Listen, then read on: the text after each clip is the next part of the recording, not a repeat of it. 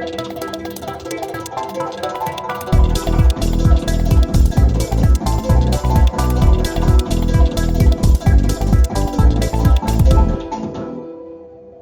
everybody, this is Bill the Adjuster with a hot tip for you.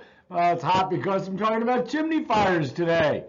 Chimney fires are no joke. They often go unrecognized and lead to further issues.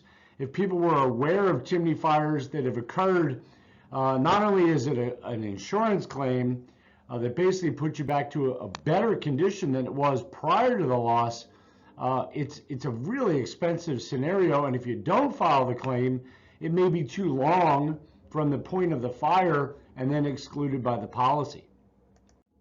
So first of all, I can tell you most go undetected, meaning the fire occurs in the chimney, it burns out, it creates damage, it puts your property at risk, and most people don't even know it happened.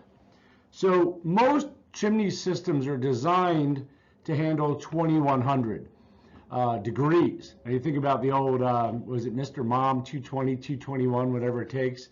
Doesn't seem like a lot of difference between 2000 and 2100 degrees.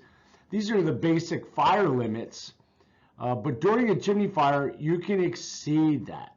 So by exceeding 2100 degrees or by exceeding the rated capacity of the chimney, you're most likely going to create damage.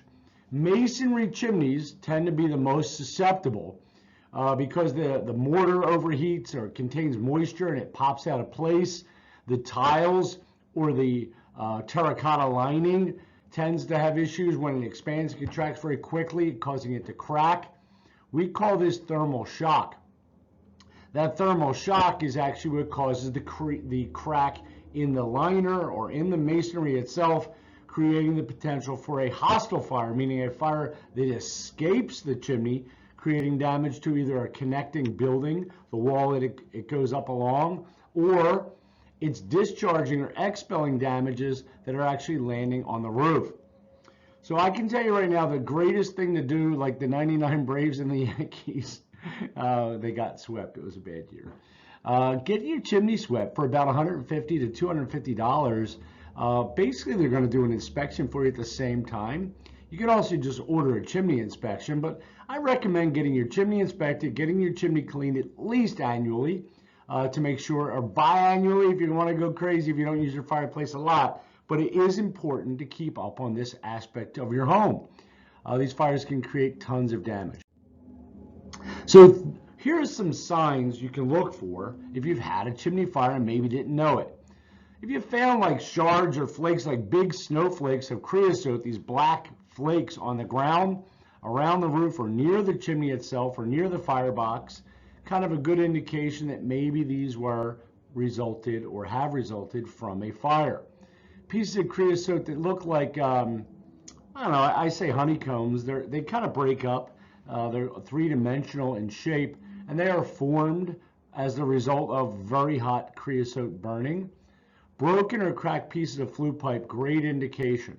So if you look up and see your chimney and you see a chunk out of the top or a chunk out of the side of that orangey masonry pipe that sticks through, great idea. Or it fell through into the firebox. So if you're cleaning out your fireplace and you find pieces of cement or piece of chimney liner or chimney tile, real good indication you should stop using that and get it inspected. That's usually the result of a chimney fire.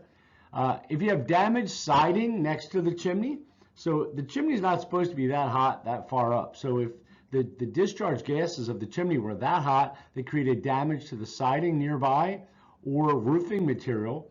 So you can get your roof inspected, but often the sparks or the embers that leave during a chimney fire, because that fire is really close to the top of the chimney usually, land on the roof and actually cause damage. They melt the shingles, much like an ash or a coal wood that fell out of a fireplace that would cause damage to carpet or hardwood flooring.